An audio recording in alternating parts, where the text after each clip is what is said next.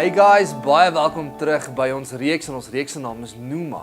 Nou soos wat ons laas gesê het, die woord Pneuma beteken letterlik 'n asem, 'n wind of die Gees. En ons gebruik baie die woord Pneuma, die Griekse woord Pneuma, om die Heilige Gees te beskryf. Nou, ek onthou toe ek op hoërskool was of net toe ek in graad 8 ingestap het, was een van die vakke wat ek gekies het, was IGO gewees. En ek onthou ons in die klas ingekom het en die meneer vir ons gesê, hoorie, julle kort toerusting, want julle het nodig om 'n bord te kry en instrumente sodat julle hierdie tekeninge kon doen. Ek onthou ek probeer het om sonder daai instrumente te kon werk en agtergekom het, jy kan nie regtig byvoorbeeld 'n 30 grade hoek of so teken sonder daai instrument nie. Jy kan probeer, maar dit gaan nie regtig so suksesvol wees nie, gaan dit. En ek dink as ons kyk na ons geestelike lewe, dan dink ek daar's iets van dit wat ook waar is vir ons. Baie van ons kom tot bekering en ons vertrou die Here dat ons so sal lewe soos 'n kind van God, maar sonder die krag van God, sonder die Heilige Gees, is hierdie taak onmoontlik. Asof ons probeer om 'n 30 grade hoek te teken, vryhand sonder die toerusting om dit te doen.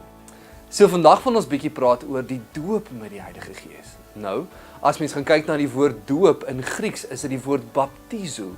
En dit verduidelik dat dit iets is wat deurdrenk is of onderdompel is in iets. Iets wat van kop tot toon vol is van iets. Nou om gou vir julle daai voorbeeld te wys, het ek vandag vir julle 'n lekker teetjie hierso en ek hou baie van beskuit, so wanneer ons dan beskuit eet, wat doen ons mos? Ons vat ons beskuitjie en ons onderdompel dit of ons deurdrenk dit dan met of koffie of tee.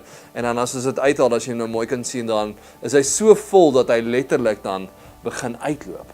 En dis wat dit beteken om gedoop te word, om dan so vol te wees met die Heilige Gees dat jy ek wil half sê dat die Heilige Gees uit jou uitvloei.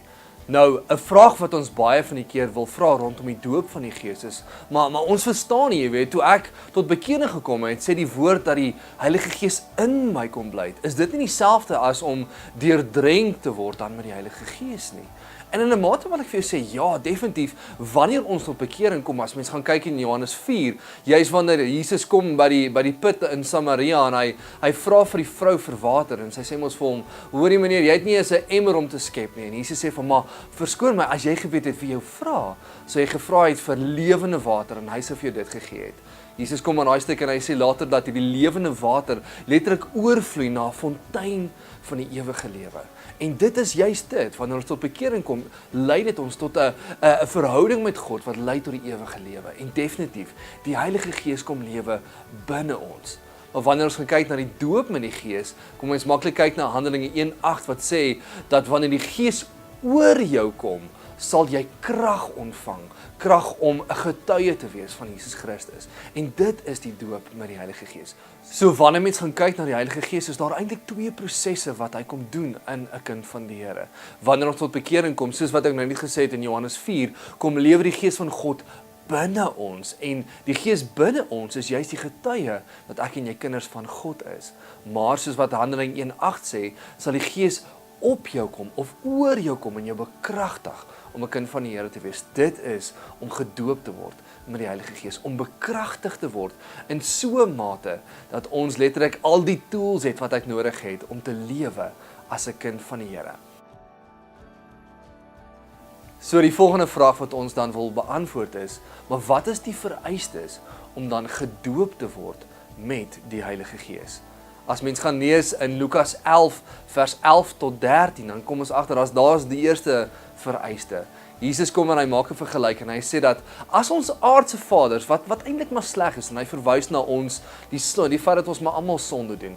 As ons aardse vaders dan weet hoe om goeie geskenke aan ons kinders te gee, hoeveel te meer sal ons hemelse Vader wat goed is, nie sy Heilige Gees gee, en dan gee vir ons die antwoord, vir die wat na hom vra.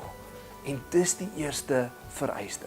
God wil hê dat ek en jy moet smag. God wil hê dat ek en jy moet vra dat die Heilige Gees ons kom vervul, of dat ons dan gedoop word met die Heilige Gees. En ek dink dis nogal 'n belangrike vraag. As daar nie 'n behoefte is, as daar nie 'n vraag by ons is nie, as daar nie 'n Engelse woord, 'n desire by ons is om regtig te vervul te word met die Gees van God nie, gaan dit nooit regtig gebeur nie. So kom ons kyk gou vinnig na die tweede vereiste dan. Eerste vereiste is ons moet vra, maar die tweede vereiste is baie eenvoudig, ons moet glo.